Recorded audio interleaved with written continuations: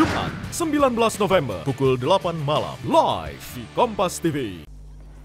Kebakaran menghanguskan satu unit bengkel dan tempat fotokopi di kawasan Sobali Ambon.